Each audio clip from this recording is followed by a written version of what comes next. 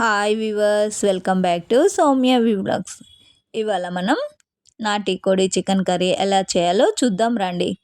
నాటి కోడి చికెన్ కర్రీకి అయితే రాగి సంగటి సూపర్ కాంబినేషన్ అండి.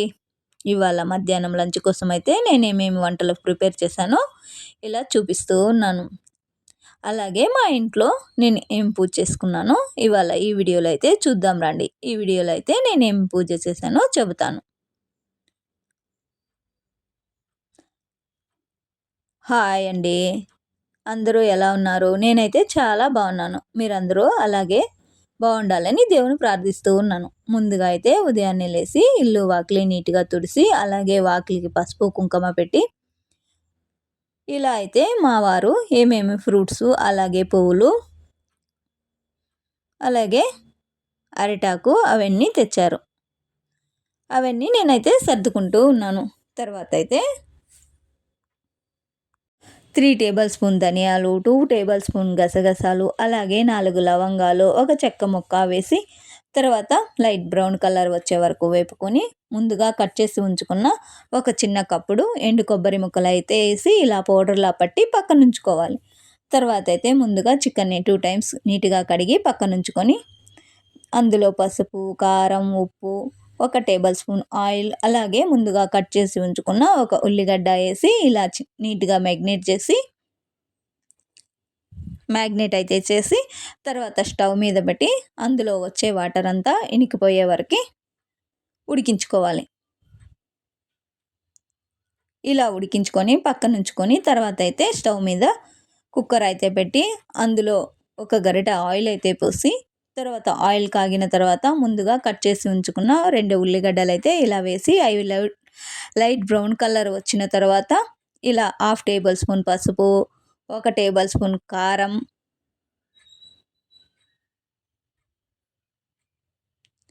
ఇలా ఆయిల్లో కారం వేయడం వల్ల గ్యాస్ట్రిక్ సమస్యలు ఉంటే కొంచెం తగ్గుతాయి. అలాగే అల్లం వెల్లుల్లి పేస్టు 1.5 స్పూన్ అయితే వేసుకున్నాను. ఇలా పచ్చివాసన పోయే వరకు వేపుకోవాలి.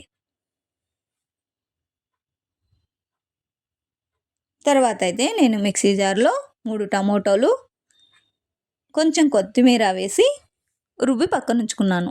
నాకైతే కొంచెం కారం తక్కువ అనిపించి మళ్ళీ కారం అయితే వేసుకున్నాను. ఇలా మిక్సీలో రుబ్బుకున్న టమోటోసు, కొత్తిమీర అయితే వేసి కలుపుతూ ఉన్నాను.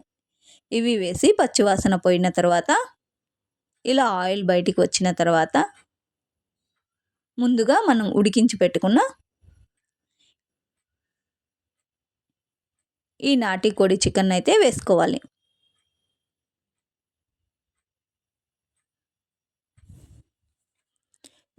ఇలా వేసుకొని మనం ఉప్పు కారం పట్టే వరకు ఇలా కలుపుకోవాలి. తర్వాత అయితే నేను ముందుగా సాల్ట్ అయితే వేసాను కదా, ఇప్పుడైతే కల్లుప్పు వేసి ఇలా కలుపుతూ ఉన్నాను.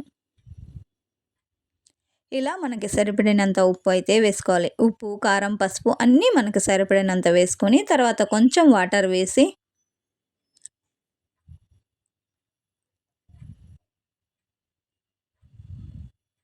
ఇలా చికెన్ కర్రీ చేసి చూడండి, చాలా టేస్టీగా. నాటి కోడి కర్రీ అయితే ఇంకా టేస్టీగా ఉంటుంది. ఇలా ముందుగా మనం పౌడర్ చేసి పెట్టుకున్న పౌడర్ అయితే ఇందులో వేసి కొంచెం కలిపి తర్వాత అయితే నేనైతే ఆచి చికెన్ మసాలా అయితే తీసుకున్నాను. ఇది 1 టేబుల్ స్పూన్ లేదా 2 టేబుల్ స్పూన్ వేసి కాస్త కలిపి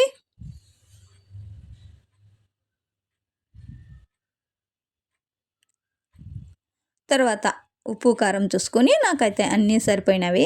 తర్వాత నేనైతే స్టవ్ వెలిగించి ఇలా కుక్కర్ మూత అయితే పెట్టాను. నేనైతే ఒక 5 విజిల్స్ పెట్టాను. ఎందుకంటే ముందుగా కాస్త ఉడికించాను కదా, అందుకని. తర్వాత అయితే చికెన్ పక్క నుంచి ఇప్పుడైతే స్టవ్ మీద అన్నం అయితే పెట్టి అలాగే పక్కనే ఉన్న పాత్రలన్నీ కడిగేస్తూ ఉన్నాను.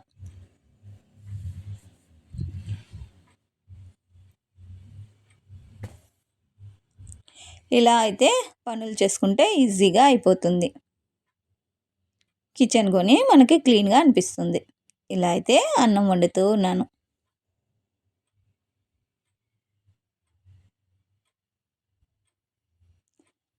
ఇలా అయితే అన్నం అయ్యేసరికి పాత్రలన్నీ కడిగేసి నీట్గా ఇలా సింక్ అంతా నీట్గా చేసి పెట్టేస్తాను. ఇప్పుడైతే ఫిల్టర్ ఆన్ చేస్తున్నాను కదా అవే నీళ్ళు.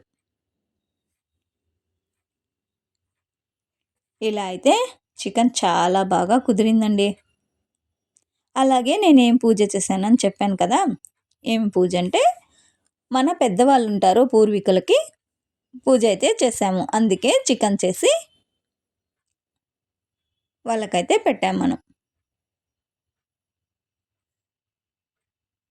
ఈ పూజ కోసం నేనైతే ఇలా లంచ్ అయితే ప్రిపేర్ చేసి పెట్టాను. నచ్చితే లైక్ చేయండి, షేర్ చేయండి, సబ్స్క్రైబ్ చేసుకోండి.